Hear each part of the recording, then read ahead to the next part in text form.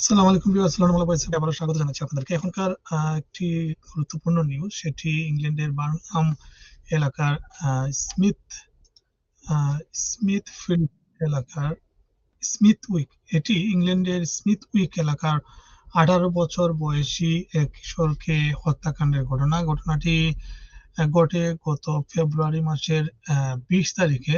সেখানে স্থানীয় একটি মসজিদের সামনে 18 বছর বয়সী জেড আফজাল নামক কিশোরকে হত্যার অভিযোগে 14 বছর বয়সী এবং 16 বছর বয়সী দুই কিশোরকে 14 এবং 17 বছর বয়সী দুই কিশোরকে গ্রেফতার করা হয়েছে।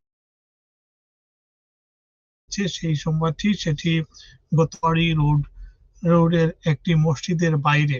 সেখানে সংঘর্ষের ঘটনা ঘটে এবং গুরুতর আহত অবস্থায় জেশান আফজালকে পাওয়া যায়। পরে তার মৃত্যু হয়। ওয়েস্ট মিডল্যান্ড পুলিশ জানিয়েছে, এই ঘটনার ইতিমধ্যে 7 জন কিশোরের বিরুদ্ধে হত্যার অভিযোগ আনা হয়েছে। সর্বশেষ 14 ও 17 বছর বয়সী আরো দুই কিশোরকে সন্দেহে গ্রেফতার করা হয়েছে। তারা বর্তমানে পুলিশ হেফাজতে রয়েছে এবং জিজ্ঞাসাবাদ চলছে।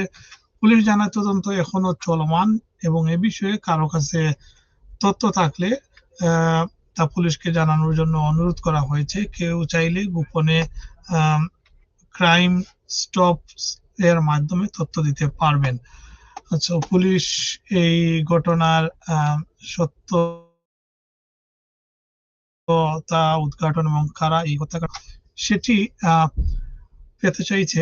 বিশেষ করে মসজিদের বাইরে সংঘর্ষের ঘটনায় নামে মনে হচ্ছে যে কিশোরটি মারা গিয়েছে সে মুসলমান এবং এশিয়ান সম্ভবত, এবং যাদেরকে গ্রেফতার করা হয়েছে মসজিদের বাইরে সম্ভবত কোনো একটা বিষয়কে কেন্দ্র করেই এই সংঘর্ষের ঘটনাটা ঘটে থাকে। কারণ তরুণদের মধ্যে ইদানিং যে ইয়াং গ্যাং 18 বছর বয়সী জেড আফজালকে 20 ফেব্রুয়ারি সেই মসজিদের সামনে সংঘর্ষের ঘটনায় সে আহত হয় এবং পরবর্তীতে মারা যায়। এই ঘটনায় 7 জনকে সন্দেহভাজন হিসাবে চিহ্নিত করা হয়েছে। সর্বশেষ 14 বছর এবং 17 বছর বয়সী দুই কিশোরকে গ্রেফতার করা হয়েছে। এই ঘটনা মানে কারো কাছে কোনো তথ্য, ছবি বা কোনো ভিডিও থাকলে সেটি পুলিশকে দেওয়ার আহ্বান জানান।